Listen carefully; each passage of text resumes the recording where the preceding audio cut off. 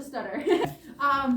And here's just where I'm going to tell you guys about the storyline, all that boring stuff, and then we will get started on your game. So, first, today you guys are playing the Orlando Ghost Zone game. It is a 1-hour game, and it's what we like to call a linear game. So all that means is, for the most part, you guys are going to be working together on puzzles that go in order. You'll do the first thing, it'll give you something to do the second thing, and so on and so forth for most of the game.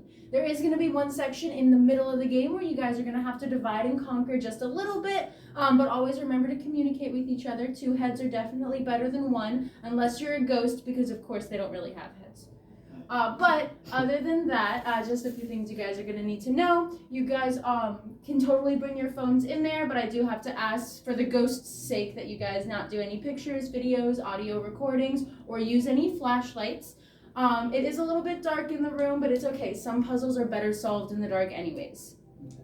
And other than that, you guys aren't going to need to jump or stand on any furniture. You're not going to need to break through any walls. You're not going to need to stick any fingers in electrical outlets. I know it makes your hair look cool, but it's just not worth it.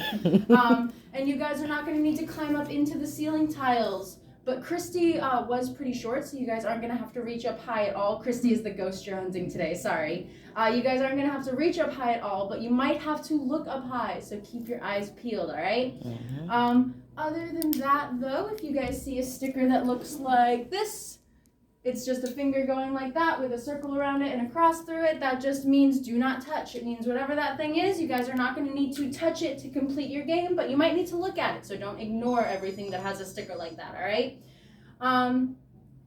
Would you guys like to hear about the locks you're going to be seeing today? Yeah. All right, well, first and foremost, you guys are going to be seeing some key locks. I'm sure you know how those work, but the most important thing about them in our escape room is just that one key goes to one lock. So if you find a key and use it in a lock and it opens that lock, just leave it right there in the lock. That way everybody knows, hey, this key's been used. I probably don't need to mess with it again, right? And it makes it easier for me to clean up later. But other than that, physical keys, like metal keys, will not move rooms. So you guys might move rooms, other things might move rooms, but keys themselves will not, all right? Okay. You guys are also going to be seeing some combination locks. We've got letter combo locks that are always going to be a real word to get them open. And we've got number combo locks. And for both of those types, there's always going to be some kind of indicator on the lock that tells you where exactly you need to put your letters or numbers. So just take a good look at the lock. It'll be painted on there. That way you know where your codes need to go. And that's it, really. Those are the only types of locks you guys are going to be seeing today. Do you have any questions? No. All right, well, then let's get on to the story then. Let me introduce myself. My name is Gwen the Ghost Hunter. I work here in Dansville hunting all of the bad ghosts. But today we have a case with a good ghost. So I call you guys in because you guys are like world-renowned ghost investigators, right? Right. Yeah? Yeah. Okay, perfect. Let me tell you a little bit about the case. There's a little girl named Christy, and sadly she died at a pretty young age, but her ghost has been haunting the manor, Morbidson Manor, ever since. And so today you guys are going to go in there, you're going to solve all of her puzzles, make your way through her house, and eventually you guys are going to figure out what her unfinished business was. That way you can help her complete it and she can move on. All right? The only thing is, I hear a rumor that when you guys step into the house, she's going to turn both of you into ghosts. But it's okay, don't worry. You will get your physical forms back as long as you make it out in an hour. Either way, you know, if you see my last group in there, tell them I said hi. It's been a while.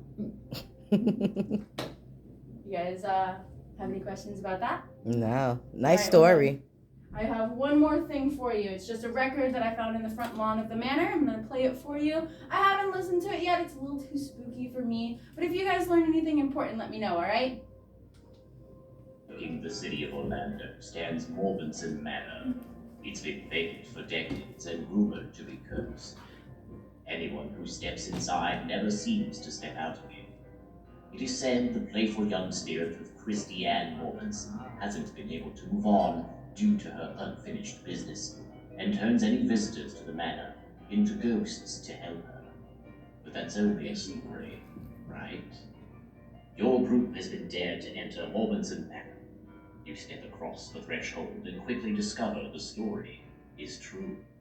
Your group of friends are now ghosts trapped on the other side, and have only an hour to help Christy finish her unfinished business, or remain ghosts of the manor forever. Christie is not very tall, so everything you will need to help her is within reach. The house is very old, as is the furniture inside. Please do not climb on anything. There is no need to reach the ceiling or attic space. Ghosts have no need for modern conveniences, so there may be no use of cell phones or flashlights.